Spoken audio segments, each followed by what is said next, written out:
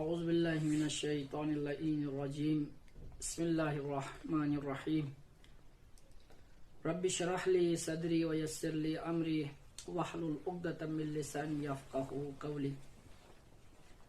تمام مسلمانوں کو السلام علیکم ورحمۃ اللہ وبرکاتہ۔ یہ کلپ سرزمین مظہر اسلام، سرزمین مظہر تعلیمات اہل بیت علیہم السلام، سرزمین عاشقان رسول خدا و سرزمین پیروکاران اہل بیت علیہ السلام میں بسنے والے تمام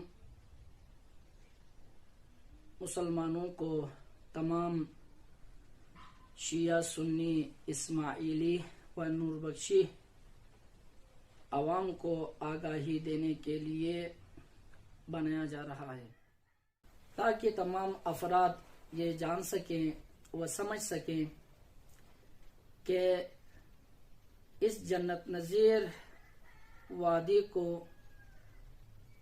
مزید پرامن اور امت کے اندر وحدت کے لیے کام کون کر رہا ہے، اور اس جنت نظیر وادی کو جہنم کی طرف کون دھکیل رہا ہے، شیعہ سنی فسادات کون چاہتا ہے، اور شیعہ اور سنی و اسماعیلی و نور بخشی تمام کو ایک ہی وحدت کی لڑی میں پرونے کی کوشش و یہ احسن اقدام کون کر رہا۔ بہتر تو یہ تھا کہ اہل سنت میں سے ہی چند معتدل افراد، چند بابصیرت افراد، چند اس وطن کے خیرخواہ افراد ان دہشت گردوں کو جواب دیتے، ان تکفیری ذہنیت رکھنے والوں کو جواب دیتے، ان تکفیری و وہابی تفکر اور سوچ رکھنے والوں کو جواب دیتے، تاکہ شیعہ اگر جواب دے دیں، چونکہ اگر شیعہ جواب دیتے تو اس کو تعصب کی نگاہ سے دیکھا جاتا ہے، اگر کوئی سنی جواب دیتا تو تعصب کی نگاہ سے نہیں دیکھتے۔ بہرحال یہ کلپ بنایا جا رہا ہے تعصب، فرقہ بندی، مسلک بندی اور مسالکی تفریق سے بالاتر ہو کر اس جنت نظیر وادی کو مد نظر رکھتے ہوئے اسلام اور مسلمانوں کے مفاد کو مد نظر رکھتے ہوئے یہ کلپ بنایا جا رہا ہے۔ انشاءاللہ امید کرتے ہیں کہ تعصب کی اینک اتار کر حقیقت پسندی کی نگاہ سے اس کلپ کو دیکھیں گے، اور جب حقیقت آپ کے سامنے عیاں ہو جائے تو اس حقیقت کو تمام مسلمانوں کو پہنچانے میں ہماری مدد کریں گے۔ سب سے پہلے میں چند سوالات سے اس کلپ کا آغاز کرنا چاہتا ہوں۔ سب سے پہلا سوال یہ ہے کہ قائد ملت جعفریہ گلگت و بلتستان آغا راحت حسین الحسینی نے جو بیان دیا ہے وہ کیوں دیا ہے، کس بنیاد پر دیا ہے؟ آیا آغا نے یہ بیان دے کر ایکشن کیا ہے، یا پہلے سے کسی ایکشن کے ری ایکشن میں یہ جمعے کا خطبہ دیا ہے؟ اور حکومتی ادارے اور متعلقہ ادارے یہ بات جانتے ہیں، اہل سنت کے اندر بھی معتدل افراد و تمام گلگت بلتستان کے عوام یہ جانتے ہیں کہ آغا صاحب نے یہ کوئی ایکشن نہیں کیا ہے، بلکہ آغا صاحب نے یہ ری ایکشن میں یہ خطبہ دیا ہے اور وہ بیان دیا ہے۔ اور اب یہی مئی کا مہینہ اور یہی ایام ہے، اس سال عید فطر انہی ایام میں آیا تھا، 18 مئی کو عید تھا، اور اسی عید کو ایک دن شیعوں کا پہلے عید ہوا، اور اسی عید اگرچہ ان کی پلان پہلے سے تھا ईद के रोज शियों के ऊपर हमला करने का, लेकिन खुदावंद तबारक व तआला ने मौजूदा दिखाया और शियों को बचाने के लिए जैसा इंतजाम किया था, खुलासा उन्होंने कैसे जुल्म और बर्बरियत फैलाई। वो जो पैगंबर ने ममनू किया है जानवर कुत्ते को भी मुसला न किया जाए, इन्होंने न सिर्फ इंसानों को मुसला किया, जानवरों को मुसला किया, दरख्तों को मुसला किया, खेती बाड़ी को जला के राख कर दिया। ये ऐसे बेदीन और जाहिल और दीन इस्लाम का नाम लेके दीन इस्लाम की तजियां बिखेरने वाले अफराद हैं। और आज जब भी कहीं पे ये सर जोड़ के बैठ जाते हैं तो वहां पे फौरन कहते हम तुम्हें शियो 88 का वाकया तकरार करेंगे और धमकियां देते आए दिन। और आप सब जानते आया आगा राहत हुसैन अल हुसैनी तमाम के तमाम मुसलमानों को, सुन्नी मुसलमानों को आया वो दहशतगर्द समझते हैं? आया ये बात दुरुस्त है कि तमाम मुसलमानों को आगा राहत हुसैन अल हुसैनी दहशतगर्द समझते हैं? मुझे इस समझ में नहीं आ रहा है कि तमाम हमारे आले सुन्नत भाई इनके साथ मुवाफिक हैं। ये जो इस तरह धमकियां देने वाले अफराद हैं, अगर तमाम अहले सुन्नत इनके साथ मुवाफिक हैं, उनके इस तर्ज अमल पर राजी हैं, तो फिर हम उस बारे में सोच सकते हैं। हम तो इस ख्याल में है कि ये चंद मुट्ठी भर दहशतगर्द हैं और ये आए दिन उनका रिजिक रोजी बंद हुआ है बाहर से, तो अभी रिजिक रोजी का इंतजाम इसी तरीके से करने के लिए ये कभी साहबा का नाम लेते हैं, कभी किसी और बहाने से, कभी किसी और बहाने से ये लोग शियान आलिम नबी तालिब के सोए हुए शेरों को ललकार रहे हैं। और फिर ये शेर बेदार होते हैं तो फिर इन्हें छुपने की जगह नहीं मिलती है और फिर फरियादें बुलंद करते हैं, ऐलानात करते हैं, शियों को रोको, शियों को रोको, शियों को रोको। मैं अपने तमाम अहले सुन्नत बरादरी से कहूंगा, अगर आप इनके बयानात के फेवर में हैं, इन दहशतगर्दों की आपकी तरफ से कुछ बनाई है, आप चाहते हैं कि शियान आलिम नबी तालिब इन इलाकों से इनखला कर जाएं या इन्हें कत्ल व गारत करके फारिग कर दें, अगर ये आपकी सोच है, और मुझे यकीन नहीं कि आपकी ये सोच होगी, लेकिन अगर ये सोच नहीं है तो इन कुत्तों को लगाम दें, इन दहशतगर्दों को लगाम दें, इन अहले-ए-इलाम इलाके की अमन को बर्बाद करने पे तुले हुए हैं मुख्तलिफ बहानों से। नल का वाक़या के जिम्मेदार कौन है? मैं हुकूमत से पूछता हूं, मैं इंतजामिया से पूछता हूं, मैं तमाम अक्ल और शूर रखने वाले अफराद से पूछता हूं, बताइए नल के वाक़े का जिम्मेदार कौन है? नलचर के वाक़े में सबसे पहले दो निहत्ते, दो नहीं थे, एक जन्नत गफीर नौजवानों की किडनैपिंग बनाने के लिए गए, उनके ऊपर उन्होंने फायरिंग खोल दी है, हमले किए हैं, लेकिन जो मारने वाला है उससे बचाने वाला बहुत ताकतवर है। क्या तमाम अहले सुन्नत बरादरान चंद रियालों पर और डॉलरों पर बिकने वाले दीन फरोश, मिल्लत फरोश, वतन फरोश, फसादी मुल्लाओं के का जो मौकिफ है उससे मुवाफिकत रखते हैं, उससे वो एग्री करते हैं, उसको वो अपना मौकिफ समझते हैं? हमें नहीं लगता कि वो अपना मौकिफ समझते हैं, क्योंकि हमें मालूम है इस दहशतगर्द टोले से खुद अहले सुन्नत बरादरान भी तंग हैं। खुद अहले सुन्नत बरादरान भी इस इलाके में फसाद नहीं चाहते, इस इलाके में अमन चाहते हैं, और वो भी इस मौकिफ को नहीं मानते, उनके उस मौकिफ को नहीं मानते।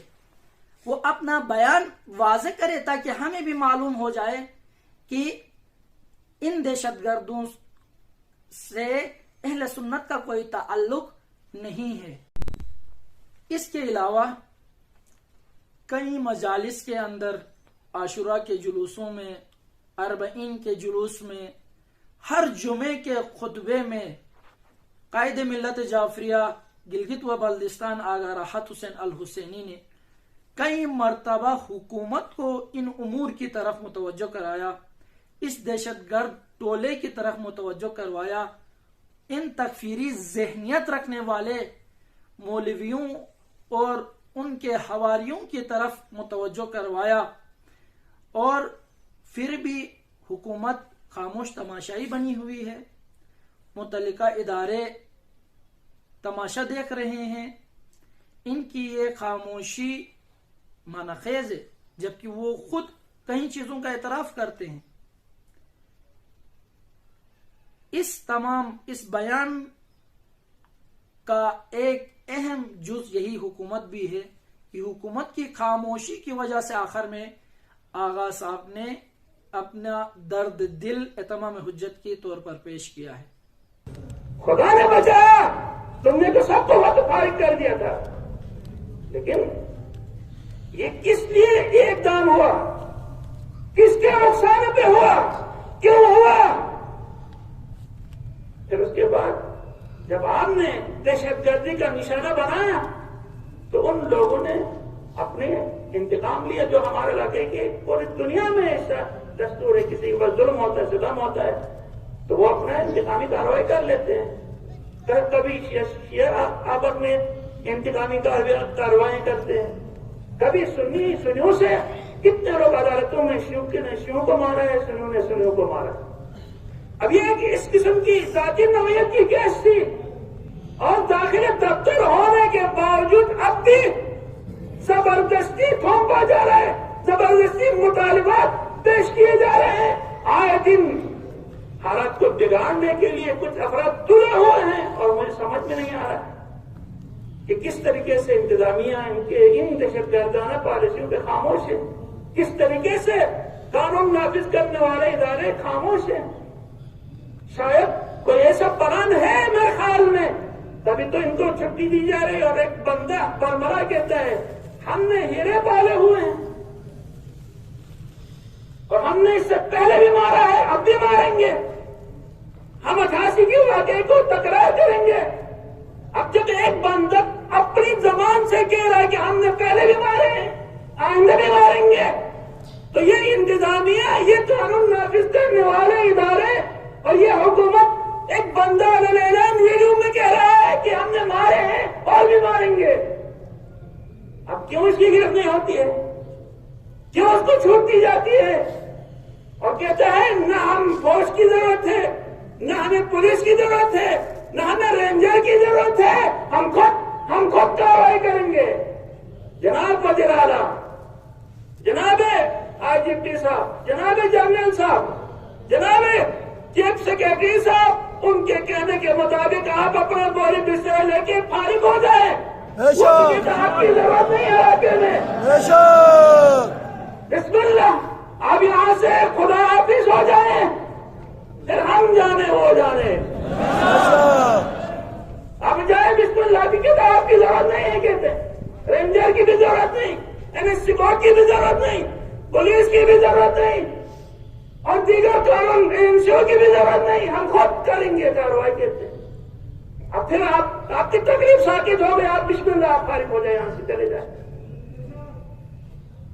جب آپ ان کو لگام نہیں دے سکتے ہیں، تمام تر امن و امان کی اختیار ان کے ہاتھ پہ ہے، آپ نے ان کو سونپا ہے امنیت کہ وہ پولیس کا بھی کام وہ کریں گے، فوجیوں کا کام بھی وہ کریں گے، ایجنسیوں کا کام بھی وہ کریں گے، اور قانون کی ریت بھی وہ کریں گے۔ پھر آپ تو آ کے ہمارے ساتھ ایک ملے اور چلے خدا حافظ۔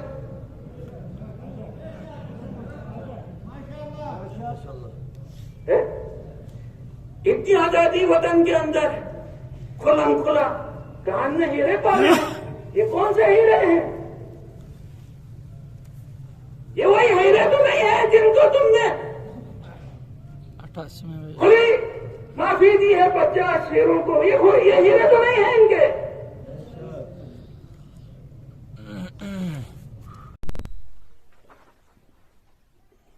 میں آپ لوگوں سے سوال کرتا ہوں، کیا آغا راحت نے کوئی بدتمیزی کی ہے؟ آغا راحت نے کوئی غیر دینی بات کی ہے؟ آغا راحت نے اسلام سے ہٹ کر کوئی بات کی ہے؟ آغا راحت نے کسی کی تکفیر کی ہے؟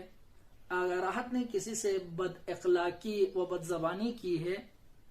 اگر یہ تمام چیزیں نہیں کی تو پھر ایک بدتمیزی، بد اخلاقی، چھچورا پن اور اوچھی حرکتوں کا ایک پورا طوفان کیوں کھڑا کیا گیا، جبکہ آپ خود سنیں آغا راحت کیا بیان فرما رہے ہیں؟ یہ دہشت گرد سب کے سب پناہ گزین ہیں، باہر سے آئے ہوئے لوگ ہیں۔ یہ گلگت بلتستان کے اندر پرانی جو قدیمی آبادی ہے، شیعوں کی آبادی ہے۔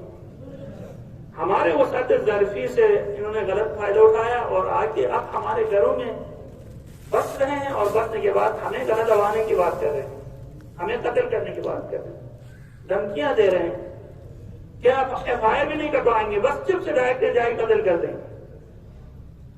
اب ایسے موقع پہ ہم کب تک برداشت کریں گے؟ جو میرے گھر میں آ کے میرے گلا دبائے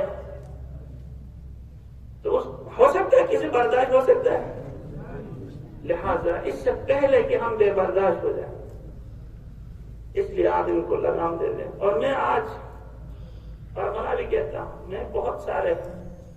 میں شکر گزار بھی ہوں، بہت سارے اہل سنت کے عوام ہمارے ساتھ اچھے تعلقات میں، ہمارے پر اعتماد کرتے ہیں، پیار محبت بھی کرتے ہیں۔ اسی طریقے سے ہمارے اسماعیلی برادری ہیں، وہ بھی ہمارے ساتھ بہت پیار اور محبت سے پیش آتے ہیں۔ میرے اوپر ایک بہت بوجھ ہے، آج تک میں نے اس بوجھ کو انفرادی طور پہ اپنے دوستوں کے سامنے اس بوجھ کا اظہار کیا ہے، لیکن آج میں برملا اظہار کرنا چاہتا ہوں، مجھے اپنی زندگی پہ کوئی اعتبار و بھروسہ نہیں رہ گیا ابھی، لہذا میں اس جو بوجھ میرے اوپر ہے اس بوجھ کو میں خالی کر کے دنیا سے جانا چاہتا ہوں، چاہے کسی کو اچھا لگے یا کسی کو برا لگے۔ وہی ہمدردی کی بنیاد پہ کہہ رہا ہوں کہ آج خدا شاہد ہے، ان گزشتہ سالوں میں قائد شہید نے ان سب کو مناظرے کا چلن کیا ہے، آپ سب گواہ ہیں نا۔ اب آ جائیں کہ یہ جو چیلنج ہو رہا ہے، یہ جو مناظرے اور مباحلے کی بات ہو رہی ہے، آیا آغا راحت نے کوئی چیلنج کیا ہے؟ آیا آغا راحت نے کوئی مناظرہ و مباحلے کے لیے کوئی چیلنج کیا ہے، یا شہید ضیاء الدین رضوی اللہ مقامہ ونورہ مرقدہ کو کے بیان کو لا کر آپ لوگوں کے سامنے پیش کیا ہے کہ شہید آغا نے مناظرے کی دعوت دی تھی اور کسی نے بھی قبول نہیں کی، کسی کے اندر یہ جرأت نہیں ہے، ابھی تک جرأت نہیں ہوئی کہ شہید کے اس مناظرے کو قبول کرتے۔ اس کا جواب آپ نے گولی سے دے کر حکومت کے تعاون سے شہید تو کروا دیا آغا شہید کو، لیکن شہید کا وہ مناظرہ اب بھی باقی ہے۔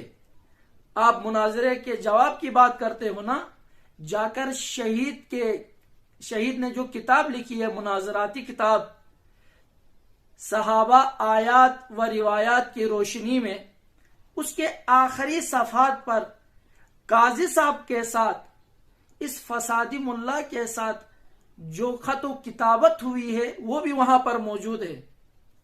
آپ اس کتاب کا جواب دے دیں جائیں۔ یہ جو چھوٹے چھوٹے ہر گلی کوچے سے، ہر جنگل سے، ہر کنویں سے ایک ایک مینڈک باہر نکل رہا ہے اور اس طرح بیانات دے رہا ہے، چیلنج قبول کر رہا ہے، چیلنج تو پہلے سے موجود ہے، پہلے اس کا جواب تو دو، بعد میں آ کر آغا راحت کے جواب کو، آغا راحت کو جواب دو، بعد میں آ کر اس سید بزرگوار کو زحمت دو۔ انشاءاللہ سید بزرگوار کو ہم زحمت بھی نہیں دیں گے، آپ پہلے اس کتاب کا جو مناظرہ شہید کا موقف تھا وہ چلا گیا ہے، وہ اپنے خالق کے پاس چلا گیا ہے، وہ سرخرو ہوا ہے، لیکن ان کی کتاب تو ابھی بھی موجود ہے، ان کا موقف تو ابھی بھی موجود ہے، ان کے سوالات تو ابھی بھی موجود ہے، ان کا مناظرے کا موقف موجود ہے۔ اگر آپ میں سے کوئی مائی کا لال ہے، کوئی علمی شخصیت ہے تو دو، آ کر جواب دے دو۔ اس کتاب کے رد میں یا اس کتاب کے حوالے سے ابھی تک کوئی کتاب اہل سنت کی طرف سے نہیں آئی۔ اگر گلگت بلتستان کے اندر اہل سنت کا واقعاً کوئی علمی عالم موجود ہے جس کو ہم عالم کہہ سکے، وہ جواب دے دیں اس کتاب کا۔ آئیں دیکھیں آغا راحت نے کیا بیان فرمایا ہے، چیلنج کیا تھا یا شہید کے مناظرے کا حوالہ دیا تھا، آپ خود سنیں۔ ان کی طرف سے جواب بن پایا نہیں پایا نا، کہا کہ میں میرے ساتھ مناظرہ کریں، میں ان کی مسجد میں جاؤں گا، میں اکیلے جاؤں گا، یہ جہاں سے بھی لے کے آئے مولوی، اگر میں مقابلہ کر کے ہار جاؤں تو میرے پوری قوم کے ساتھ میں ان کی مدد اختیار کروں۔ یہ کیا نا، اگر نے چیلنج کیا نا، کسی نے چیلنج قبول کیا نہیں کیا۔ اس سے کیا ثابت ہوتا ہے؟ ایک بندہ چیلنج دیتا ہے مناظرے کے لیے، آپ اپنی حقانیت کو ثابت کریں، ہم اپنی حقانیت کو ثابت کریں۔ یہ سب کچھ ہوا، چیلنج ہوا، لیکن کسی نے چیلنج قبول نہیں کیا اور نہ ہی کوئی مقابلے میں آئے۔ اس سے اہل سنت کی آنکھیں کھلنی چاہیے کہ ان کے ملا ایک شیعہ عالم کے مقابلے میں بے بس ہیں، آنکھیں کھلنی چاہیے۔ دوسری بات، آغا کو شہید کر دیا گیا، ان کے سوالات کا جوابات دینے کی بجائے انہیں گولی سے جواب دے دیا۔ وہ تو خیر سرخرو ہو کے جام شہادت نوش کر کے اللہ کے پیارے ہو گئے، انہوں نے جو مقام پانا تھا وہ مقام پا گیا۔ اس کے بعد بندے حقیر آئے، مناظرے کی چیلنج انہوں نے کی تھی، میں نے مباہلے کی چیلنج دیا۔ مباہلہ مناظرے میں شاید حق اتنا واضح طور پہ ثابت نہ ہوتا جس طریقے سے مباہلے میں حق واضح ثابت ہوتا ہے، اس کے لیے بھی کوئی تیار نہیں ہوئے نہ تیار نہیں ہو گئے۔ تو اس سے میں اپنے وہ عوام، ابو جہل جیسے نہیں، ابو لہب جیسے نہیں، ابو سفیان جیسے بھی نہیں، وہ جن کے دل نور ایمان سے منور ہیں، جو خدا کی پرستش کرتے ہیں، جو اماموں کی اعتقاد رکھتے ہیں امامت پہ، ان سب کو میں دعوت دیتا ہوں، آپ اپنی دنیا کو ہی بچائیں، اپنی آخرت کو ہی بچائیں۔ میں آپ سب کو شیعہ بننے کی دعوت دیتا ہوں، خدا شاہد ہے، سب کو، چاہے اہل سنت کے میرے جتنے بھائی ہیں اور اسماعیلی میں میرے جتنے بھائی ہیں، یہ دور امام مہدی کے ظہور کا دور ہے۔ صلی اللہ علیہ محمد وعلی محمد، امام مہدی کے ظہور کا دور ہے، لہذا اس کے آنے سے تو سب کو شیعہ ہونا ہے، لیکن قبل وقت شیعہ ہو جائے۔ اس طرح پیغمبر نے اپنی ابتدائی مراحل میں پوری دنیا کے لیے خطوط نہیں بھیجے تھے۔ جب کوئی پیغمبر نے اپنی لوہا منوایا، اپنی حقانیت ثابت کی، تب بادشاہوں کے نام پہ خطوط بھیجے۔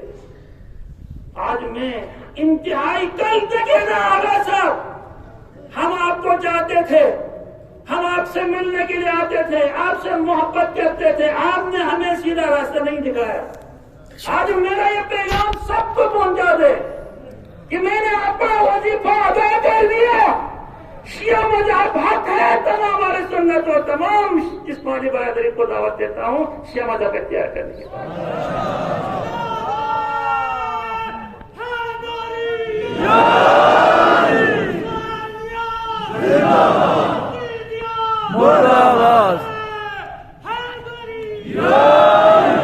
نتیجے میں یہ جھگڑا فتنہ فساد ختم، دہشت گردی ختم، صحابہ وغیرہ کی باتیں ختم، اور سب کے سب ایک ہو جائیں گے، مسلمان ہو جائیں گے۔ اور آپ نے دیکھا آج، اب آئیں، کیا قائد ملت جعفریہ گلگت و بلتستان آغا راحت حسین الحسینی نے کوئی چیلنج کیا ہے یا پوری ہمدردی کے ساتھ اپنا درد دل بیان فرمایا ہے؟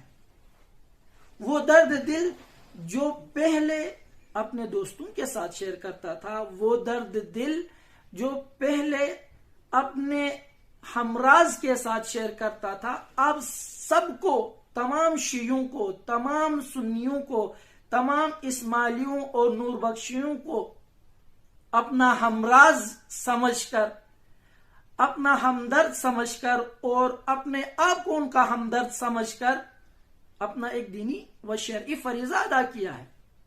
آپ خود سنیں آغا راحت کیا بیان فرما رہے ہیں۔ آغا راحت حسین الحسینی نے شیعہ کی طرف دعوت دی ہے، لیکن اسلام کی طرف بھی دعوت دی ہے۔ تمام مسلمانوں کو تدبر و تفکر اور بصیرت سے کام لینے کی طرف دعوت دی ہے، عقل و شعور کے ساتھ کام لینے کی دعوت دی ہے۔ آغا راحت نے دو اسلام، ایک امریکائی اسلام، ایک اسلام ناب محمدی، یہ دو اسلام بیان کیے ہیں۔ ایک اسلام جو اس وقت برطانیہ سے لانچ ہو رہا ہے، اور اسلام ہے جس کے اندر تعلیمات ایسی ہے، ایک ایسی آئیڈیالوجی رکھتا ہے، مکتبی اسلام، جس کے اندر شیعہ و سنی اسلام کے دو بازو ہیں، اور طاقتور بازو ہیں۔ آپ کو معلوم ہے کہ ایک انسان کا اگر بازو کٹ جائے تو ایک ہاتھ سے ایک وزنی بوجھ یا وزنی پتھر نہیں اٹھا سکتا، بہت بڑا بوجھ وہ اٹھا نہیں سکتا ہے۔ آج مسلمانوں کے کاندھے پر بہت بڑا بوجھ ہے، شیعہ و سنی کے کاندھے پر بہت بڑا بوجھ ہے، اور وہ بوجھ یہ ہے کہ اسلام کو پوری سرزمین پر، پورے عالم پر نظام بنا کر انہوں نے نافذ کرنا ہے۔ جبکہ آج مسلمان معیشت میں غیر مسلموں کے محتاج ہیں، تعلیم میں غیر مسلموں کے محتاج ہیں، ثقافت غیر مسلموں کی اپنائی ہوئی ہے، ہر چیز غیر مسلموں کا ہے۔ تعلیم کے اندر مدینۃ العلم اور باب العلم کے ماننے والے آج غیروں سے تعلیم حاصل کرتے ہیں۔ یہ حالت کس لیے پیش آ گئی ہے؟ اس لیے کہ دشمن نے شیعہ کو سنی سے، سنی کو شیعہ سے لڑایا ہے۔ اسلام ناب محمدی وہ اسلام ہے جو انسان کو نظام کی طرف لے جاتا ہے، نظام مصطفیٰ کی طرف، نظام خدا کی طرف، نظام الہی کی طرف دعوت دیتا ہے۔ اور جبکہ امریکائی اسلام شیعہ کو سنی سے اور سنی کو شیعہ سے لڑانے کی کوشش کرتا ہے اور ان کو کمزور کرنے کی کوشش کرتا ہے۔ شیعہ و سنی اسلام کے پر و بال ہیں، دو مضبوط پر ہیں، اگر ان میں سے ایک بھی پر کٹ جائے، شل ہو جائے، کمزور ہو جائے تو اسلام کا یہ اسلامی شاہین بلند پروازی کیسے کرے گا؟ اس بات کو دشمن نے بہت زیادہ توجہ دی، اور آج افسوس کے ساتھ کہنا پڑتا ہے چند زرخرید مولویوں، چند ریال اور ڈالروں پر بکنے والے وطن فروش، دین فروش اور ضمیر فروشوں کے ہاتھوں شیعہ اور سنی کو آپس میں لڑا رہا ہے۔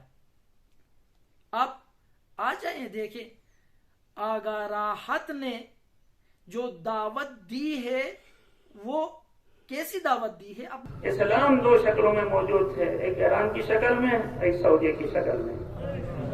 اس وقت دیکھیں یہ دو شکلوں میں موجود تھے، دو لائنیں۔ ایران کی پالیسیاں دیکھیں قدس کے حوالے سے، عالم اسلام کے مسائل کے حوالے سے۔ کشمیر انڈیا کے ساتھ ایران کے تعلقات کتنے مضبوط تھے، کشمیر کی وجہ سے ایران نے انڈیا کے ساتھ تعلقات ختم کر دیے اور پاکستان کے ساتھ تعلقات بحال کیے۔ یہ عالم اسلام۔ اور پھر سعودی عرب نے آپ کے ساتھ تعلقات ختم کر کے انڈیا کے ساتھ تعلقات بنائیں. یہ دو لائن آج آپ دیکھیں افغانستان کے اندر سکولوں کے اوپر دھماکے ہوئے, نہتے اور مظلوم طالبات کے اوپر حملہ ہوا. دیکھیں یہ آپ کے اسلام کی نشاندہی ہے, یہ آپ کے اسلام کی, یہ سعودی اسلام کی کارنامے ہیں, یہ سعودی اسلام کی کارنامے ہیں جو آپ کو کہاں لے جا رہے ہیں. معصوم بچے جو پاکستان کے اندر ہمارے ریٹائر فوجی اور حاضر سروس فوجیوں کے بچے جو اے پی ایس میں پڑھتے تھے ان کو خون میں نہلایا. وہی طرز فکر ہمارے گلگت بلتستان میں دیامر کے مقام پہ 13 سکول جلایا اور ان کو کھلی چھٹی دے رکھی ہے. انہوں نے پہلے خالی سکولوں کو جلایا, ابھی دیکھیں بعد میں, ابھی دیکھیں کیا ہو گیا. اب ان کو کھلی چھٹی دی, ان کو آپ عام معافی دی. اب دیکھیں اگر ان کا وار دیکھیں, انہوں نے پولیس کے اوپر بھی وار کیا, انہوں نے آنے والے باہر سے ممالک سے سیاح کے ہمارے علاقے کی سیاحتی ڈیولپمنٹ کا باعث بن رہے تھے, ان کو روک دیا, راتوں رات ان کو جا کے ذبح کر کے اور ملک کو برباد. ہم ایران پرست نہیں ہیں, ہم حق پرست ہیں, ہم اسلام پرست ہیں. آپ بار بار ایرانی ایجنٹ کہتے ہیں. میں آپ کو ایک واقعہ سناتا ہوں. جب ملعون سلمان رشدی نے رسول خدا کی شان میں گستاخی کی, پورا عالم اسلام خاموش رہا. اگر کسی نے لب ہلائے, کسی نے فتویٰ دیا اس ملعون کے خلاف, تو وہ امام خمینی تھے. وہ فرزند حیدر کرار تھے, وہ فرزند امام حسین و مکتب عاشورہ و کربلا کا پروردہ. انہوں نے فتویٰ دیا, اور جب امام نے فتویٰ دیا, ایران کے اندر ڈپلومیٹ ٹائپ کے شیعہ آئے اور امام خمینی کو سمجھانے لگے. بڑی شخصیات آئیں اور امام خمینی کو سمجھانے لگے آپ اپنا فتویٰ واپس لے لیں. امام نے پوچھا کیوں؟ کہا کہ اس سے ہمارے اوپر بہت سارے مشکلات آئیں گی. کیا مشکلات آئیں گی؟ پابندیاں لگیں گی. پھر کیا ہوگا؟ عوام کے اندر تشویش پیدا ہوگی. پھر کیا ہوگا؟ المختصر اتنا ہوا. آخر میں امام نے پوچھا سب سے بڑا کام کیا کر سکتے ہیں؟ اس وقت اس ڈپلومیٹ نے یہ کہا کہ ایران تباہ ہو سکتا ہے, ایران ختم اور نابود ہو سکتا ہے. امام خمینی نے اس وقت تاریخی جملہ بیان فرمایا, بنا این نیست کے ایران بھی مانند, بنا این است کے اسلام بھی مانند. یعنی بنا اس چیز پر نہیں ہے, بنیاد یہ نہیں ہے ہمارے اسلام کی کہ ایران بچ جائے. بنیاد ہمارے اسلام کی, اسلام ناب محمدی کی یہ ہے کہ اسلام بچ جائے. بس یہ کہنا چاہتا ہوں کہ ہم ایران پرست نہیں ہیں, ہم اسلام پرست ہیں, وہ ہم حق پرست ہیں. جس کا ایک عملی ثبوت آج قدس ہے. قدس کے لیے مجھے بتائیں, پہلے تو اہل سنت نے کوئی اقدام نہیں کیا, کوئی بیان نہیں دیا.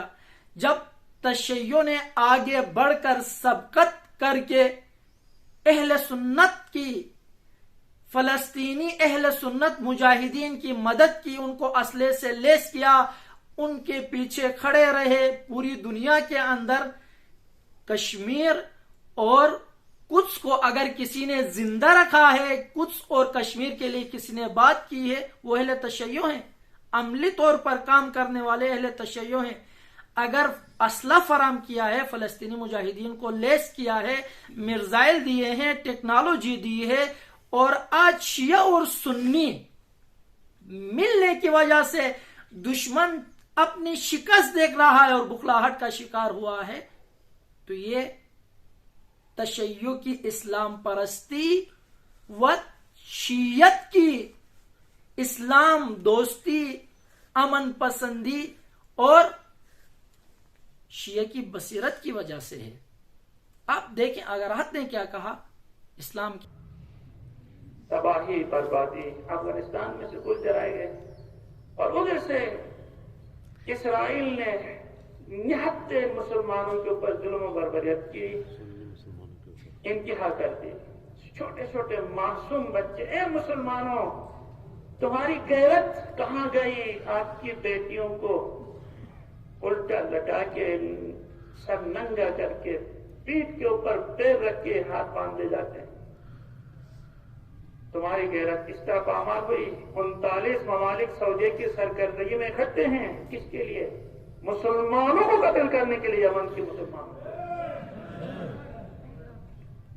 اور پھر ادھر ایران بیچارہ امریکہ کی مخالفت مول رہا ہے، اسرائیل کی مخالفت مول رہا ہے، اور استعماری یورپی ممالک کا مخالفت، عرب ممالک کی مخالفت مول رہا ہے، صرف اور صرف ان مظلوم فلسطینیوں کی حمایت میں. یہ تو اسلام کی نمائندگی ہو رہی ہے. اے شیعو، اے اسماعیلیو، آپ کو عقل سے کام لینا چاہیے کہ حق کہاں پہ ہے. آپ اسی طرح نہیں بیٹھ سکتے. اور ان تمام باتوں کے باوجود بھی جب حکومت نے آگاہت کا ساتھ نہیں دیا، اہل سنت نے ساتھ نہیں دیا، کوئی بیان نہیں آیا، ان تکفیریوں کو لگام نہیں دیا، اپنے ان تکفیریوں کو جدا نہیں کیا، آگاہت نے اتمام حجت کے طور پر آخر میں آ کر یہ بات کی ہے. آپ ملاحظہ فرمائیں. انشاءاللہ مجھے امید ہے میری ان باتوں کو تمام اہل سنت کے فردن تمام اسماعیلی برادری کے، میں اناق میں یا کسی کی بغض میں نہیں کہہ رہا ہوں، میں ہمدردی. کل میرے اوپر ایک وظیفہ ہے، میں نے وظیفہ ادا کر دیا کہ میں حق بتلا دیا، حق کہہ دیا. اب کوئی مانے یا نہ مانے، پیغمبر کی باتوں کو بھی کسی نے نہیں مانا ہے تو میری باتیں نہیں مانا تو کوئی فرق نہیں پڑتا ہے. لیکن مجھے حق کہنا تھا، میں نے حق کہہ دیا. میں آپ پہ کودنے کے لیے تیار ہوں، میں قسم کھانے کے لیے تیار ہوں، میں مباہلہ کرنے کے لیے تیار ہوں، میں مناظرہ کرنے کے لیے تیار ہوں کہ یہ مذہب حق ہے، حق ہے، حق ہے. مومنین کرام، اس گلگت بلتستان کے عوام، خواہ وہ شیعہ ہو، سنی ہو، اسماعیلی ہو، نور بخشی ہو، آپ کو معلوم نہیں ہے کہ آگاہ راحت کے دل میں آپ تمام کے لیے کتنا درد پایا جاتا ہے، آپ تمام سے کتنا تعلق رکھتے ہیں، آپ کے خوشی اور غم کو اپنا غم اور خوشی مانتے ہیں. آپ کا کوئی حق غصب ہوتا ہے، وہ اس کو اپنا حق غصب ہونا سمجھتے ہیں، چونکہ وہ اس علاقے کے، اس پورے گلگت بلتستان کے کوہستان سے لے کر چائنا بارڈر تک تمام شیعہ سنیوں کے نمائندے ہیں. یہاں پر بے شک کوئی مانے یا نہ مانے، وہ سب کی بھلا چاہتے ہیں، کوہستان سے لے کر چائنا بارڈر تک. ایک اور بات، آگاہ راحت تو تمام تر اقلیتوں کو ان کا حق دلانا چاہتے ہیں، چاہے وہ شیعہ ہو، چاہے سنی ہو، چاہے نور بخشی ہو، یا چاہے اسماعیلی ہو. آپ دیکھیں اسی جمعے کے خطبے میں جس کو ایک سنی اور شیعوں کے درمیان ایک محاذ بنایا گیا، فرقہ واریت اور غلط رنگ دینے کی کوشش کی گئی، اس میں آگاہ راحت ان اقلیتوں کے حق کے بارے میں بھی سوچتے ہیں اور ان کے حق کے بارے میں بھی آواز، صدائے حق اور صدائے احتجاج اور ان کے حق میں بات کرتے ہوئے آگاہ راحت نظر آتے ہیں. آپ ملاحظہ فرمائیں. انشاءاللہ ہمیں امید ہے کہ ہم آپ سے میرٹ سے زیادہ نہیں چاہتے ہیں، لیکن آپ سے یہ چاہتے ہیں کہ آپ صرف ان اداروں کے اندر بیٹھ کے میرٹ پہ کام کریں، عدل پہ کام کریں، انصاف پہ کام کریں. تمام افراد کو حق اس اسماعیلی بیچارہ جو وہاں پہ اندر وزاد میں رہ رہا ہے اس کو بھی حق مل جائے. اس اہل سنت کا وہ دیامر کے دور دراز کسی اندر جنگل میں رہ رہا ہے اس کو بھی اس کا حق ملے، اور نور بخشی کے اس ذلت گان سے کہ کسی کونے میں زندگی گزار رہا ہے ان کو بھی اس کا حق ملے. اور پھر پاکستان کے وہ مومنین جو دور دراز علاقوں میں شگر کے آخری پہاڑوں میں زندگی گزار رہے ہیں ان کو بھی ان کا حق ملے.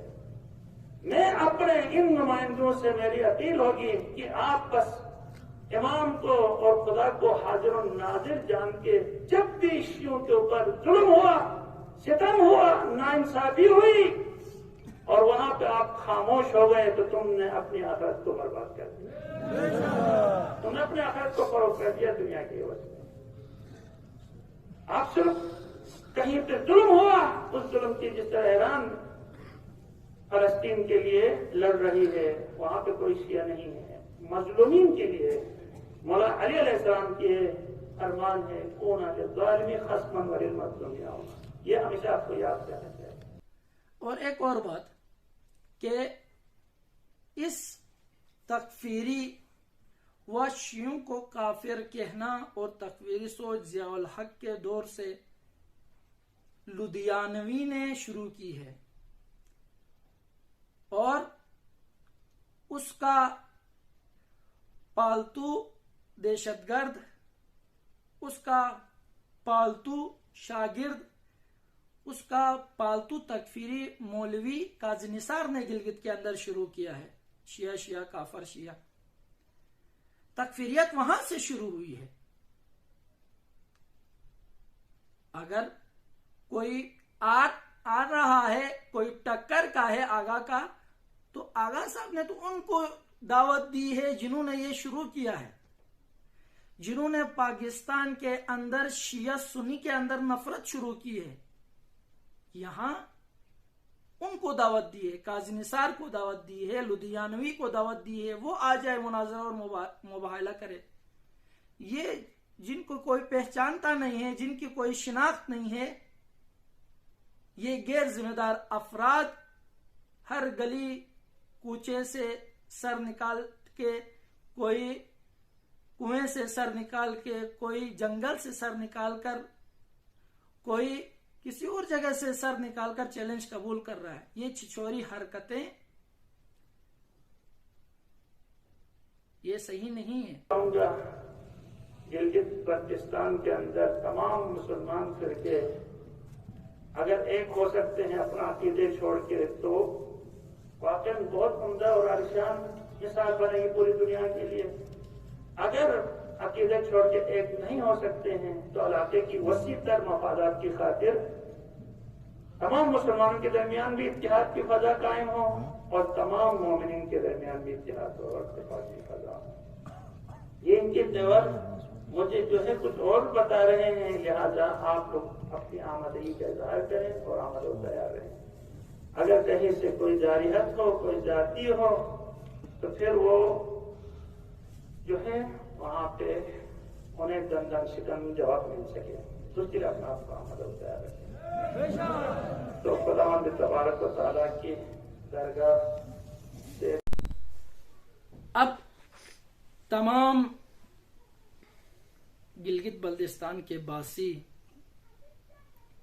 آگاہ ہو چکے ہیں کیا حقیقت ہے اور کیا رنگ دیا گیا ہے، کیا آغا صاحب کا بیان تھا اور آغا صاحب کے بیان کو کیا جہت دی گئی ہے، اور کس طرح جہت کو بدل کر شیعہ اور سنی کو لڑانے کی کوشش کی گئی ہے۔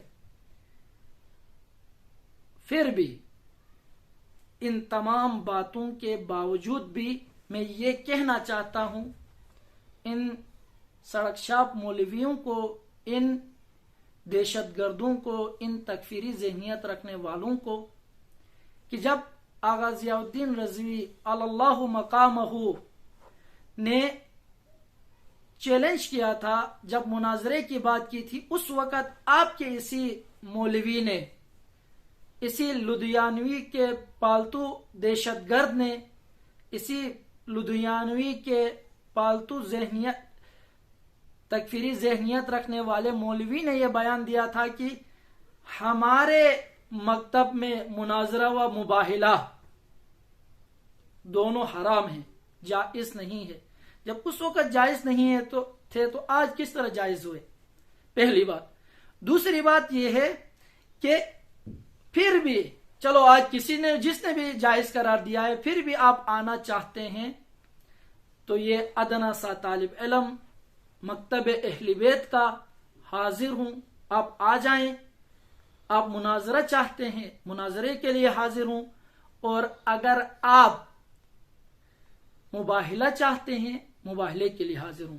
یہاں پر یہ بات آپ کو واضح کر دوں، تاریخ گواہ ہے آج تک جتنے بھی مناظرے ہوئے ہیں ان کا کوئی خاطر خواہ نتیجہ نہیں نکلا ہے، صاف ستھرا نتیجہ نہیں نکلا ہے۔ تو میں مباہلے پر زیادہ ترجیح دوں گا مناظرے سے۔ پھر آپ آ جائیں، میں آپ لوگوں کے ساتھ ساتھ آپ کے اکابرین کے ساتھ بھی مناظرہ و مباہلہ رکھنے کی حیثیت رکھتا ہوں، لیکن چونکہ آغا صاحب نے بات کی ہے، آپ کے نزدیک یہ دہشت گرد آپ کے بڑے ہیں، ان دہشت گردوں سے مخاطب ہوں، اہل سنت برادران سے نہیں۔ ان اس دہشت گرد ٹولے سے جس نے بھی یہ چیلنج ایکسپٹ کرنے کا ڈھونگ رچایا ہے، ان سے مخاطب ہوں کہ آ جائیں۔ میں اہل بیت علیہ السلام کا ایک ادنا سا طالب علم حاضر ہوں مباہلے کے لیے، مناظرے کے لیے۔ آپ جب بلائیں، جس ٹائم بلائیں، جس جگہ پر بلائیں، میں حاضر ہوں۔ اگر آگاراحت کو آپ بلاتے ہیں، قائد ملت جعفریہ گلگت و بلتستان کو آپ بلاتے ہیں، تو پھر آپ کی نگاہ کے اندر قائد گلگت و کوہستان و چترال سطح کا جو بندہ ہوگا اس کو سامنے لائیں۔ ہم تو یہ سمجھ بیٹھے تھے کہ کوئی چترال، گلگت اور کوہستان کا کوئی امیر آئے گا، لیکن یہ تو گلی کوچوں کے ذلیل سامنے آ گئے۔ ہمیں ان ذلیلوں سے، ان تکفیریوں سے، ان دہشت گردوں سے کوئی مقابلہ نہیں ہے، نہ یہ مقابلہ کرنے کی ان کے اندر جرأت ہے، نہ ہم ان کو اس قابل سمجھتے ہیں۔ حریف بھی ہم دیکھ کر چنتے ہیں۔ تو آ جائے لدھیانوی اور لدھیانوی کا پالتو دونوں کے دونوں آ جائیں۔ اس وقت آغا راحت حسین الحسینی جس طرح حکم فرمائیں گے، اگر ہمیں اجازت دی تو ہم آئیں گے، ورنہ آغا صاحب خود انشاءاللہ ان کے سامنے حاضر ہوں گے۔ والسلام علیکم ورحمۃ اللہ وبرکاتہ۔